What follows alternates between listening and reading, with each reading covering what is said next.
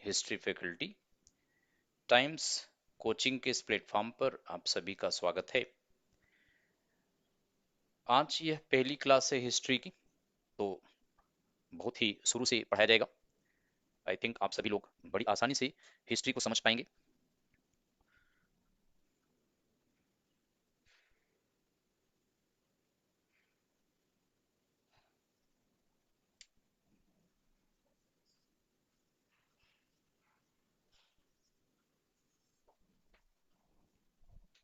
तो चलिए बच्चों, फटाफट लाइव आइए और फिर हम क्लास को स्टार्ट करेंगे। तो आज की क्लास बेहद इंपॉर्टेंट होने वाली है और इस क्लास में हम आपको एंशियंट हिस्ट्री से स्टार्ट करेंगे, प्राचीन भारत के इतिहास से शुरू करेंगे और फिर आपको फ्रीडम स्ट्रगल तक पहुंचा देंगे। बाय द वे, आपको हिस्ट्री में 3 पार्ट्स हैं। यह 3 भागों में है। पार्ट 1 एंशियंट हिस्ट्री है, यानी प्राचीन इतिहास। इसमें आप जैन धर्म, बौद्ध धर्म, वैदिक, इसमें आप जैन धर्म, बौद्ध धर्म, इतिहास,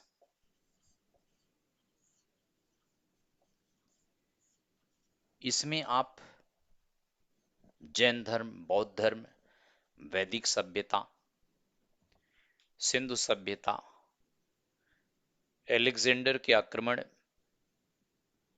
भारत में मौर्य डायनेस्टी, गुप्त डायनेस्टी, कुषाण वंश इत्यादि के बारे में आप पढ़ेंगे।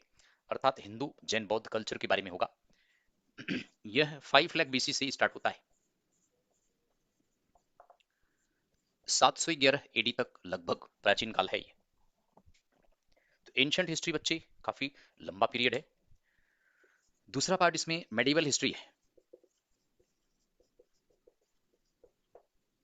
यानी मध्यकालीन इतिहास। 712 ईस्वी से लेकर यह 1707 ईस्वी तक का है। यह मुस्लिम कल्चर, मुस्लिम हिस्ट्री है बच्चों। और तीसरा पार्ट इसका मॉडर्न हिस्ट्री है, यानी आधुनिक इतिहास। यह पार्ट 1707 से लेकर 47 एडी तक का है। तो इस तरह भारतीय इतिहास 3 भागों में है। सत्येंद्र ओझा, good evening.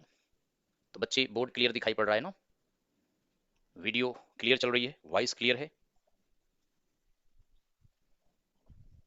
Ajay Singh, good evening बच्चे। रिमझिम सिंह, गुड इवनिंग बच्चे।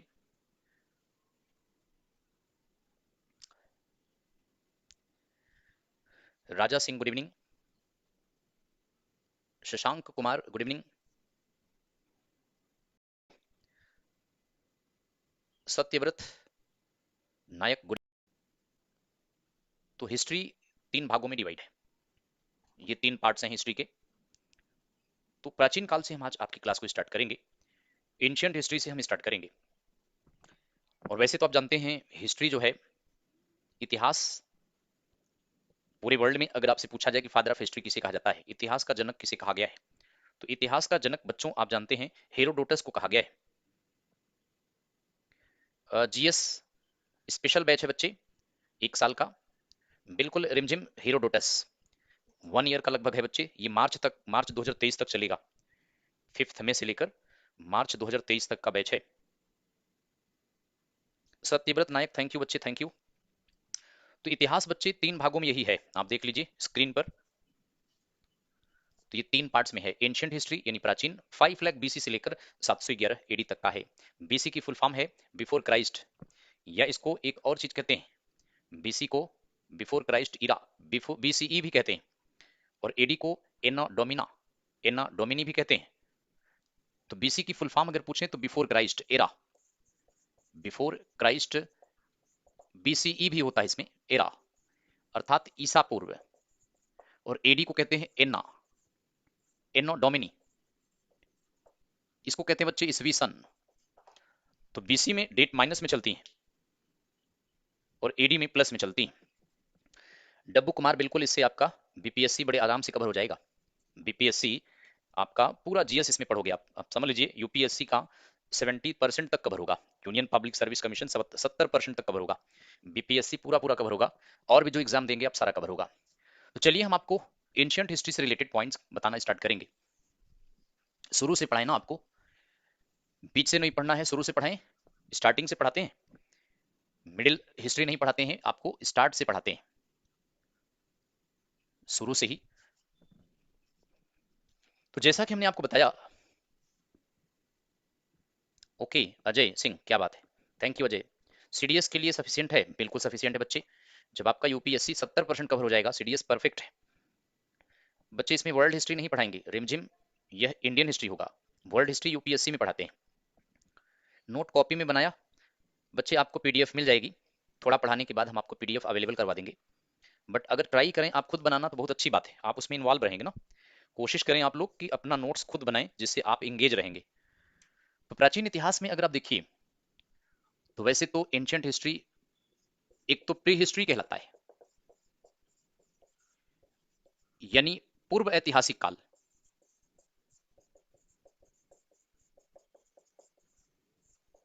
बच्चों आपको बताएं, प्री हिस्ट्री इसको इसलिए कहा गया क्योंकि यहां लिखित साक्ष्य नहीं मिलते हैं। प्री हिस्ट्री यानी कोई भी रिटन प्रूफ नहीं है, नो रिटन प्रूफ, यानी लिखित साक्ष्य नहीं है, लिखित साक्ष्य नहीं है, इसलिए इसको प्री हिस्ट्री कहा जाता है। अब इसमें आएगा कौन सा पार्ट बच्चे, स्टोन एज आएगा इसमें। स्टोन एज यानी पाषाण काल, यह प्री हिस्ट्री में आएगा। पाषाण काल और इसके पहले का जितना इतिहास है वह सब प्री हिस्ट्री में आएगा, अप टू यहां तक। दूसरा पार्ट है बच्चे प्रोटो हिस्ट्री, सेकेंड पार्ट है प्रोटो हिस्ट्री, यानी इसको कहते हैं आद्य ऐतिहासिक काल, इसे आद्य ऐतिहासिक काल कहते हैं। अब देखिए यहां लिखित प्रूफ मिले हैं, written proof available, written proofs are available, लिखित साक्ष्य मिले हैं, लिखित साक्ष्य प्राप्त हुए हैं बच्चे, यहां पर लिखित साक्ष्य हैं बच्चे,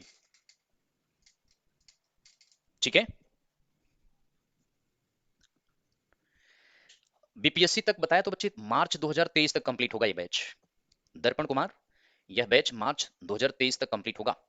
पूजा वर्मा गुड इवनिंग, 5 मई से स्टार्ट है और यह बैच आपका कंप्लीट होने वाला है मई मार्च 2023 में। अब आप देख लीजिए आपका बीपीएससी कब है।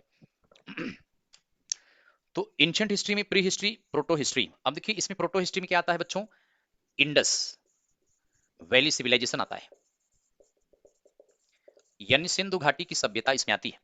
कौन सी सभ्यता, सिंधु घाटी की सभ्यता, इसको हड़प्पा सभ्यता भी कहा गया है। सिंधु घाटी की सभ्यता, इसको हड़प्पा सभ्यता भी कहते हैं बच्चों। और क्या आएगा इसमें, वैदिक कल्चर भी आएगा, वैदिक कल्चर यानी वैदिक संस्कृति, वैदिक संस्कृति भी आएगी। तो ये स्टोन एज तक प्री हिस्ट्री में आएगा। स्टोन एज में आप जानते हैं पूरा पाषाण काल, मध्य पाषाण काल, नौ पाषाण काल, यानी पैलियोलिथिक, मेसोलिथिक, नियोलिथिक, यह प्री हिस्ट्री में आएगा। बाकी मेटल एज जो है, मेटल एज वह प्रोटो हिस्ट्री में आएगा। आप जानते हैं ब्रॉन्ज एज में सिंधु घाटी की सभ्यता आई थी, आयरन एज में वैदिक सभ्यता आई थी। अब तीसरा जो आपको बताने जा रहे हैं, थर्ड वाला, ये इसको हिस्ट्री कहते हैं, यानी ऐतिहासिक काल, ऐतिहासिक काल इसको कहते हैं बच्चों। देखिए यहां पर रिटेन प्रूफ पढ़ लिया गया है, रिटेन प्रूफ जो मिले हैं इनको पढ़ा जा चुका है, लिखित साक्ष्य को पढ़ लिया गया है। तो ये तीनों में अंतर है, तो इसको आप चाहें तो नोट कर लें या फिर आप इसका चाहे स्क्रीनशॉट ले लो। ध्यान रखें, एंशिएंट हिस्ट्री में प्री हिस्ट्री, प्रोटो हिस्ट्री और हिस्ट्री तीनों में डिफरेंस क्या है, तो बच्चों ये बात ध्यान रखिएगा। प्री हिस्ट्री में लिखित साक्ष्य नहीं मिलते हैं, प्रोटो हिस्ट्री में लिखित साक्ष्य मिले हैं लेकिन पढ़ा नहीं जा सका है। ये जो लिखित साक्ष्य प्राप्त हुए हैं इसको पढ़ा नहीं गया है, पढ़ा नहीं जा सका, तो लिखित साक्ष्य को पढ़ा नहीं गया है। और यहां पर जो ऐतिहासिक काल में लिखित साक्ष्य को बच्चों पढ़ लिया गया है, अर्थात यहां आएगा जैन बौद्ध धर्म से आगे। तो बताएं क्लियर हो गया ना, यह आंसर आप बता सकते हो, कोई आपसे पूछे बताइए हिस्ट्री के पहले प्री, हिस्ट्री के पहले प्रोटो, इसके आगे पीछे कुछ नहीं लगा है। क्यों? क्योंकि यहाँ लिखित साक्ष्य को पढ़ लिया गया है।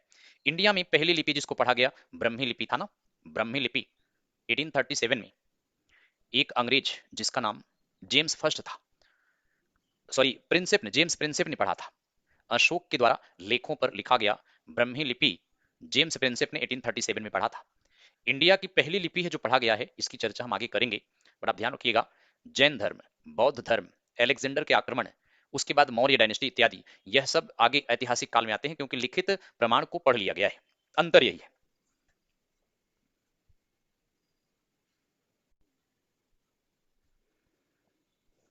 बताइए बच्चे, डब्बू कुमार अब बताइए, वीडियो स्टार्ट हुई?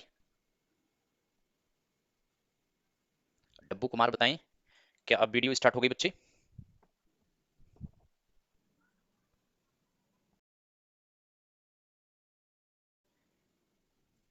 थोड़ी सी प्रॉब्लम्स थी क्योंकि हमने भी लगा रखा है। नहीं, आपका नेट ठीक था, अगर प्रॉब्लम्स था तो मेरी तरफ से था।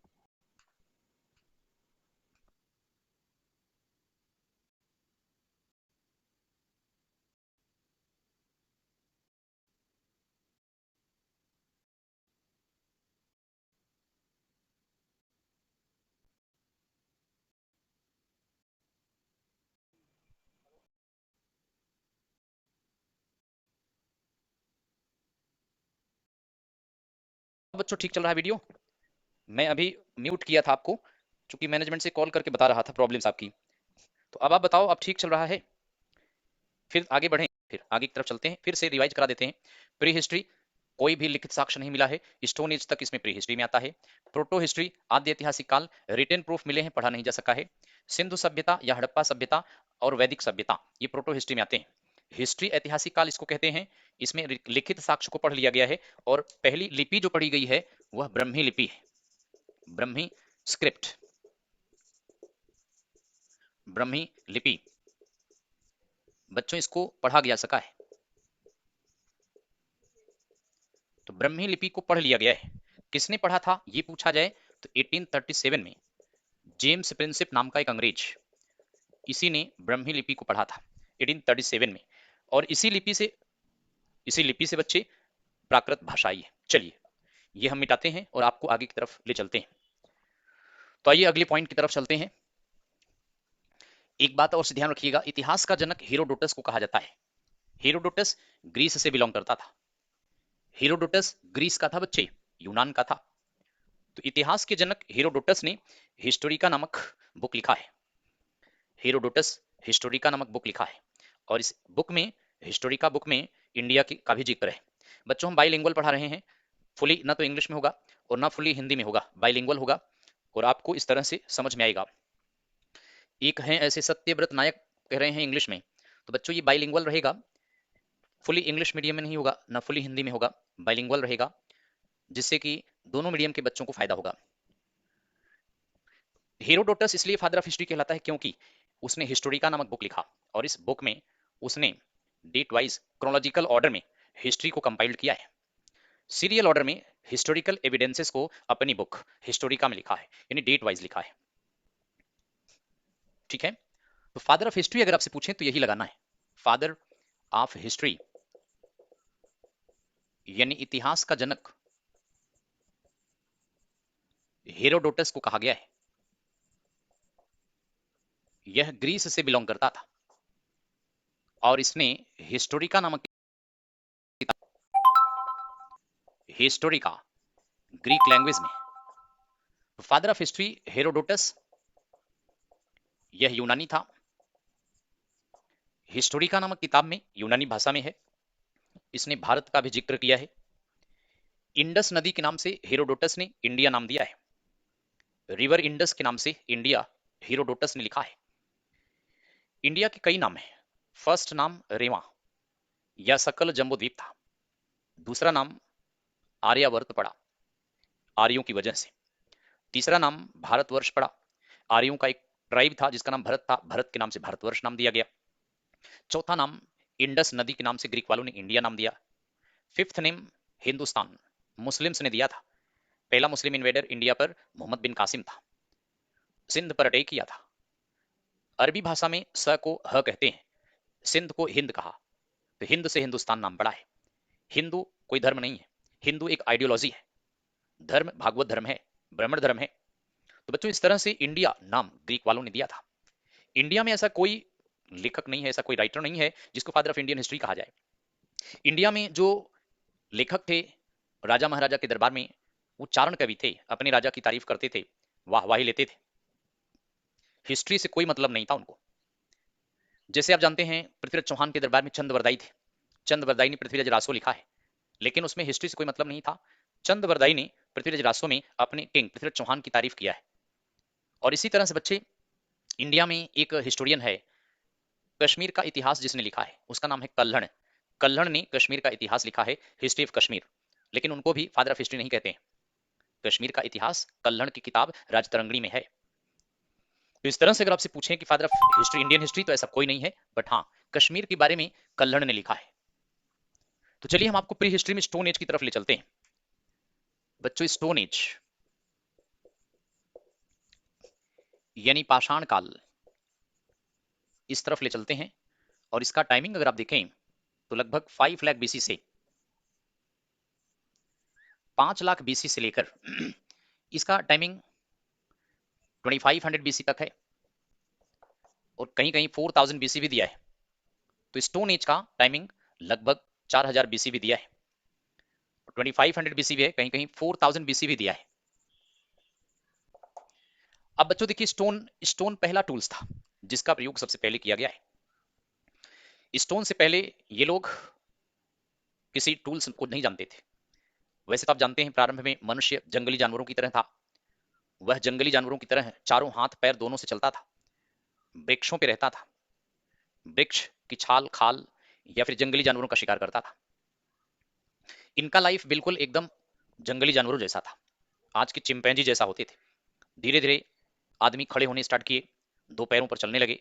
इवोल्यूशन ऑफ मैन यानी आदमी का विकास काफी लंबे समय के बाद हुआ। वैसे तो आपको बताएं वर्ल्ड में सबसे पहले ह्यूमन बींग का फोसिल्स साउथ अफ्रीका में मिला है। दुनिया में सबसे पहले आदमी के अवशेष दक्षिण अफ्रीका में मिलता है। यह 2.6 मिलियन ईयर्स एगो का है बच्चे। अब आपको बताएं कि इंडिया में आदमी का महाराष्ट्र के बोरी नामक स्थान से मिला है, और यह है 1.6 मिलियन ईयर्स एगो का है।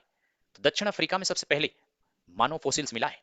इंडिया में महाराष्ट्र के बोरी नामक स्थान से फर्स्ट ह्यूमन फोसिल्स मिला है। तो काफी लंबा समय लगा ह्यूमन बींग को डेवलप होने में। और इसके बाद आप जानते हैं प्रारंभ में ये आदमी जो थे, आदि मानव जो थे, अपने ही बच्चों को खा जाते थे, क्योंकि उनके ब्रेन उतने डेवलप नहीं थे। बाद में जब ब्रेन डेवलप हुए तो अपने चिल्ड्रन को खाना बंद कर दिया, दूसरे के बच्चों को खाना स्टार्ट किया।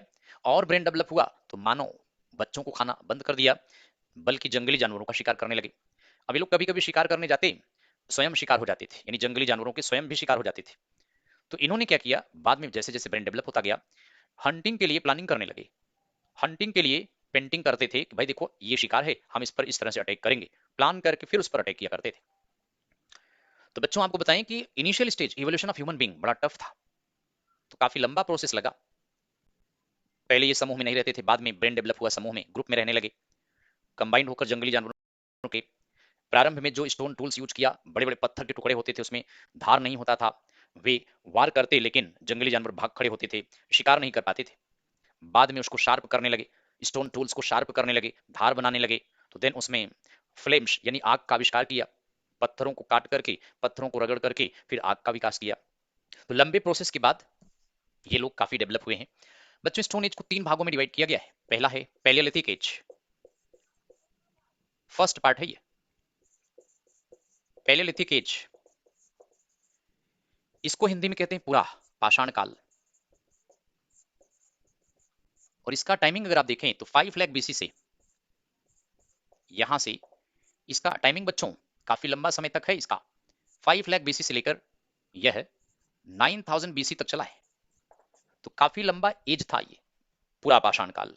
अब देखिए पैलियो शब्द का मतलब होता है ओल्ड, लिथिक का मतलब होता है स्टोन, इसलिए इसका इंग्लिश में मीनिंग है ओल्ड स्टोन एज। पैलियोलिथिक यानी पूरा पाषाण काल। तो बच्चे ये पैलियोलिथिक काल जो था काफी लंबा समय था इंडिया में। ये इंडिया का पैलियोलिथिक टाइम पीरियड है। साउथ इंडिया में लोग थे, मध्य प्रदेश राजस्थान की ओर बढ़े, देन झारखंड बिहार साइड की ओर बढ़े, धीरे धीरे ये उत्तर की तरफ बढ़ने लगे थे। तो स्टोन एज को भी 3 भागों में डिवाइड किया गया है। अपर Palaeolithic, middle Palaeolithic, lower Palaeolithic. अपर Palaeolithic, middle Palaeolithic, lower Palaeolithic. बच्चे तीन पार्ट्स में स्टोन एज को भी डिवाइड किया गया है, यानी पैलियोलिथिक को तीन पार्ट्स में। जो इसका लोअर पैलियोलिथिक था बच्चे, सबसे बाद वाला पैलियोलिथिक काल था, उसी में आग का आविष्कार किया गया है। लोअर पैलियोलिथिक काल में फायर का डिस्कवरी हुआ है। लेकिन आपसे ये पूछा जाए कि स्टोन पैलियोलिथिक काल में लोगों का मुख्य व्यवसाय क्या था, इनका मेन ऑक्यूपेशन क्या था, इनका मुख्य व्यवसाय यह पूछा जाए तो ये हंटिंग एंड फूड गैदरिंग इस पर डिपेंड थे, अर्थात शिकार करना, खाद्य सामग्री एकत्र करना, यह इनका मुख्य व्यवसाय था। तो इस तरह इनका मुख्य व्यवसाय अगर आपसे पूछा जाए तो बच्चों यही लगाना, हंटिंग। अर्थात यूं कह सकते थे नोमैड थे ये। नोमैड जानते हैं, मुख्य व्यवसाय में नोमैड भी लिखा जाता है। नोमैड का मतलब होता है खाना बदोश, यानी खाने की तलाश में जंगलों में भटकते रहते थे, एक जंगल से दूसरे जंगल की तरफ आते जाते रहते थे। शिकार करना बच्चों, बिल्कुल डब्बू कुमार, बिल्कुल शिकार पर डिपेंड थे, जंगलों में रहते थे। जब उस जंगल के जानवर खत्म हो जाते तो अगले जंगल की तरफ पलायन कर जाते, जंगली जानवरों का शिकार करते, फल फ्रूट्स जो होते उसको भी खाते, वृक्ष पेड़ पौधे के जड़ों को भी खाते, उनके जो स्किन थे पेड़ पौधे के उसको भी खाते थे। तो इस तरह से बच्चों कभी कभी आपको बताएं शिकार करने जाते, ये खुद भी शिकार हो जाते। अच्छा, स्टार्ट में ये जंगली जानवरों का शिकार करके मांस को कच्चा खा जाते थे, क्योंकि आग की डिस्कवरी हुआ नहीं था, आग के अभाव में मांस को कच्चे खा जाते थे। अच्छा, उस समय स्टोन के जो टूल्स होते थे, चॉपर्स होते थे जिससे मांस को चॉप्स करते थे, छोटे छोटे टुकड़े कर देते थे। क्लीवर्स होता था, क्लीवर्स माने दो धार वाला औजार होता था, क्लीवर जैसे बर्छी होती है, क्लीवर। तो चॉपर्स, क्लीवर्स ऐसे टूल्स का प्रयोग करते थे। स्टोन का फ्लैक होता था जिसमें आगे धार नहीं होता था। हैंड एक्स भी बनाने लगे थे, हैंड एक्स माने कुल्हाड़ी, हाथ की कुल्हाड़ी टाइप का, पत्थर का बनाते थे। तो हैंड एक्स, चॉपर्स, क्लीवर्स ऐसे पत्थर के औजारों का प्रयोग करते थे। पत्थर के औजारों का प्रयोग किस काम में करते थे, हंटिंग के लिए, शिकार के लिए। तो बच्चों मांस को कच्चे खा जाते, उसके बाद उसके जो जंगली जानवरों के खाल होते थे, यानी स्किन होता था जंगली जानवरों का, उसको पहन लेते थे, जिससे कि जंगली जानवर उन्हें अपना भाई बंधु समझकर उन पर अटैक नहीं करता था। तो भेड़िए के स्किन में छुपे आदमी होते थे, आसानी से जंगली जानवरों का शिकार कर लेते थे, जंगली जानवर कंफ्यूज हो जाते थे और फिर उनको हंट कर लेते थे। ये तरीका इन्होंने अडॉप्ट किया था। तो इस तरह से बच्चों ये लोग बेहद फेमस है, हंटिंग एंड फूड गैदरिंग। यहाँ एक बात और ध्यान रखिएगा, ये लोग गुफाओं में रहते थे, ये लोग गुफाओं में रहते थे। भीमबेटका की गुफा, भीमबेटका केव्स, भीमबेटका की गुफाएं, ये बेहद फेमस है, मध्य प्रदेश में, भोपाल से 48 किलोमीटर दूर है बच्चे। भीमबेटका की गुफाएं, विशाल भीमकाय हैं इसलिए इसका नाम भीमबेटका की गुफाएं, मध्य प्रदेश की भोपाल में है। इन गुफाओं की खोज वीएस वाकांकर ने किया था। अगर पूछे किसकी खोज किसने किया, यानी डिस्कवर्ड बाय वीएस वाकांकर, वीएस वाकांकर ने भीमबेटका की गुफाओं की खोज किया था। इन गुफाओं में ये आदि मानव स्टोन एज के लोग रहते थे, नाइट शेल्टर की तरह इसका प्रयोग करते थे। इन गुफाओं पे पेंटिंग भी बना रखा है, अपने औजारों की पेंटिंग है, जंगली जानवरों की पेंटिंग कर रखा है, शिकार किस तरह से किया जाए उसकी पेंटिंग कर रखा है। तो अगर आपसे पूछें कि भारत की फर्स्ट गुफा भीमबेटका की गुफा, ये स्टोन एज की गुफा है, इन गुफाओं में ये लोग निवास करते थे, अपने आप को गुफाओं में छिपकर प्रोटेक्ट करते थे। गुफाओं की दीवारों पर अपने टूल्स के चित्र बनाए, आज भी देखिए वो टूल्स के चित्र वैसे के वैसे हैं, जो कलर यूज किया गया था वे कलर इतने पक्के कलर हैं कि आज वैसे के वैसे दिखते हैं बच्चे। दूसरी चीज आपको बताएं, स्टोन एज अपने आप को गुफाओं में छिपकर प्रोटेक्ट करते थे, गुफाओं की दीवारों पर अपने टूल्स के चित्र बनाए, आज भी देखिए वो टूल्स के चित्र वैसे के वैसे हैं, जो कलर यूज किया गया था वे कलर इतने पक्के कलर हैं कि आज वैसे के वैसे दिखते हैं बच्चे। दूसरी चीज आपको बताएं, स्टोन एज यानी पैलियोलिथिक के तीसरे चरण में, थर्ड चरण में हमने आपको बताया आग की खोज किया गया था। तो यदि आपसे पूछा जाए फायर डिस्कवर्ड, आग की खोज किया गया बच्चे थर्ड फेज में हुआ था, थर्ड फेज ऑफ पैलियोलिथिक में किया गया था, पैलियोलिथिक के तीसरे चरण में किया गया है, अंतिम चरण में, upper phase, middle phase, lower phase. तो इसलिए ध्यान रखिएगा आग की खोज पैलियोलिथिक के अंतिम चरण में किया गया, लेकिन इसका प्रयोग नहीं जानते थे। आग की खोज पैलियोलिथिक के लास्ट फेज में किया गया, प्रयोग आगे किया है, आपको बताने वाले हैं कब किया है। कहा जाता है कि लोग अपने समूह में बैठकर ठंडी के मौसम में मांस को कच्चे खा रहे थे, आग आग में इत्तेफाक से वो मांस का टुकड़ा गिर गया, आग जला के बैठे थे, दरअसल पहला प्रयोग आग का अगर पूछें कि सबसे पहले किस काम के लिए आग का प्रयोग किया, तो आग की खोज करने के बाद आग जला देते थे, जिसको देखकर जंगली जानवर इनके आसपास नहीं आते थे।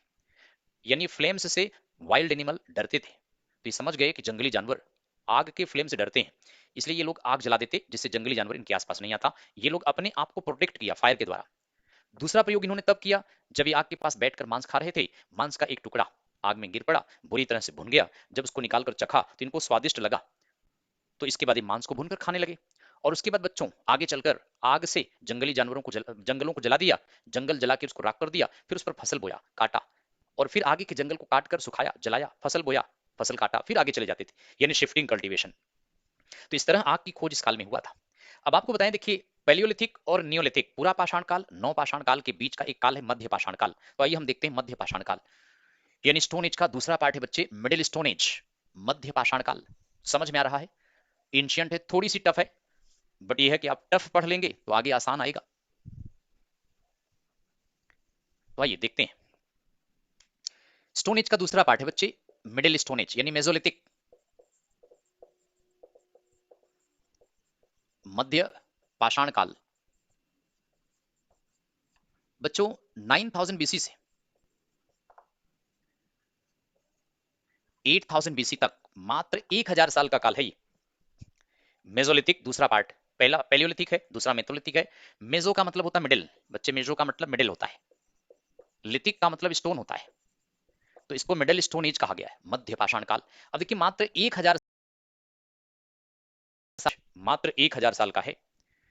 इसका मतलब यह है कि 500 पैलियोलिथिक से लिया गया है, दूसरा 500 नियोलिथिक से लिया है। पहला 500 पुरापाषाण काल से लिया है, दूसरा 500 नवपाषाण काल से लिया है। दोनों को मिलाकर के मिडिल स्टोन बनाया गया है, यानी मध्य पाषाण काल बना दिया गया है। ऐसा क्यों किया गया है? यह समझने के लिए कि कहां तक पूरा पाषाण काल चला, कहां से नव पाषाण काल स्टार्ट हुआ है। यह समझने के लिए कि कहां से पूरा पाषाण काल तक था, कहां से नव पाषाण काल स्टार्ट हुआ, बीच का काल ट्रांजिशन फेज था, बीच का काल ट्रांजिशन फेज था, संकाय काल था, पुराने से नए काल में आने का एक मीडियम था, इसलिए इस 1000 साल को मिडिल स्टोन एज कहा गया है। अब बच्चे इसी में फर्स्ट 500 ईयर में आग का प्रयोग किया गया है, सेकेंड 500 ईयर में झूम खेती स्टार्ट कर दिया है। तो यहाँ दोनों बातें हैं। इनका मुख्य व्यवसाय अगर पूछें, इनका मेन ऑक्यूपेशन अगर आपसे पूछें, इनके मुख्य व्यवसाय यदि यह आपसे पूछा जाए तो हंटिंग एंड हर्डर, इसका मतलब शिकार करना एवं पशुपालन दोनों था। शिकार और पशुपालन दोनों था बच्चों, ये याद रखिएगा। शिकार यह पैलियोलिथिक काल में आ जाएगा ना, ये पैलियोलिथिक में आ जाएगा। पशुपालन जो है यह नियोलिथिक में आ जाएगा, नियोलिथिक नवपाषाण काल में। अब देखिए पैलियोलिथिक काल में यहां आग का प्रयोग किया गया है, आग का प्रयोग, फायर वाज यूज्ड।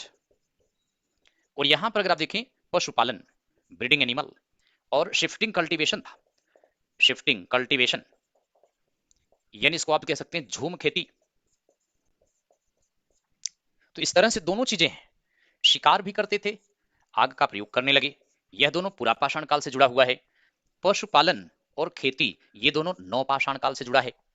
तो बच्चे आई थिंक आप समझ गए होंगे, 1000 साल का काल पैलियोलिथिक मेसोलिथिक काल है, मध्य पाषाण काल 1000 साल का है। पहला 500 साल पुरापाषाण काल से लिया है, दूसरा 500 साल नवपाषाण काल से लिया है, दोनों को मिलाकर के मध्य पाषाण काल बनाया है। यह एक ट्रांजिशन फेज था, यानी पूरा पाषाण काल से नवपाषाण काल में आने का एक मीडियम था। दोनों चीजों को यहाँ एडॉप्ट किया है, हंटिंग भी था, फूड गैदरिंग भी था, हंटिंग फूड गैदरिंग भी था, फायर की खोज और प्रयोग भी था, और इधर पशुपालन था, शिफ्टिंग एग्रीकल्चर होने लगा। अब शिफ्टिंग एग्रीकल्चर क्या था बच्चे, अगर आपसे पूछें, इसी समय में शिफ्टिंग एग्रीकल्चर था, यानी झूम खेती इसी समय में स्टार्ट हुई है। इसका मतलब जैसे इतने जंगलों को साफ किया, यानी इतने जंगलों को काट डाला, फिर इसको सुखाया, जलाया, फसल बोया, काटा, आगे की तरफ बढ़ गए, दोबारा इस पे फसल नहीं बोते थे, फिर अगले जंगल को काटते, सुखाते और फिर आग से जलाते, इस पर खेती करते। इनको दोबारा पता ही नहीं था कि एग्रीकल्चर होगा, ऐसे ही लोग आगे की तरफ बढ़ते जाते थे। इसी को कहते हैं शिफ्टिंग कल्टीवेशन। दोबारा फसल नहीं उगाते थे, इसी को कहते हैं शिफ्टिंग कल्टीवेशन। लेकिन जब इनको पता चल गया कि इस जंगली जो हम पीछे जमीन छोड़ के आ रहे हैं, इस पर उत्पादन हो सकता है, तो उसको नवपाषाण काल में माना गया है। तो शिफ्टिंग कल्टीवेशन यहीं से स्टार्ट हुआ है। दूसरी बात बच्चों, बार्ले यानी जौ, ये फर्स्ट क्रॉप थी, प्रथम फसल थी। यह पहली फसल थी। बार्ले यानी जौ, ये पहली क्रॉप है। और पहली फसल का प्रमाण कहां से मिलता है? मेहरगढ़ से। मेहरगढ़, यह बलूचिस्तान में है। बलूचिस्तान बच्चे पाकिस्तान में है। मेहरगढ़ बलूचिस्तान पाकिस्तान में है। यहां से पहली फसल का प्रमाण मिला है। दूसरी बात बच्चे, दूसरी क्रॉप अगर आप देखें, सेकेंड क्रॉप, सेकेंड क्रॉप में अगर आप देखें तो व्हीट है। गेहूं बच्चे दूसरी क्रॉप है और इसका भी प्रमाण हमें, सेकेंड क्रॉप है, इसका भी प्रमाण हमें यहीं से मिला है, मेहरगढ़ बलूचिस्तान पाकिस्तान से। और आपको बताएं 7000 बीसी में, 7000 बीसी में राइस के प्रमाण मिले। चावल उत्पादन का प्रमाण कहां से मिला है? कोल्डिहवा से। कोल्डिहवा बच्चे, कोल्डिहवा यह कहां है? उत्तर प्रदेश में, इलाहाबाद के पास राइस का प्रमाण मिला है। तो यह टाइम पीरियड बड़ा इंपॉर्टेंट है। और इसी समय बच्चे फर्स्ट पेट एनिमल अगर आपसे पूछें, फर्स्ट पेट एनिमल इसी समय में था। प्रथम पालतू जानवर, फर्स्ट पेट एनिमल अगर आपसे पूछा जाए तो डॉग्स था। यानी कुत्ते को पहला पालतू जानवर बनाया, इसका प्रमाण हमें बुर्ज होम से मिलता है। बुर्ज होम एक प्लेस है, यह कश्मीर में।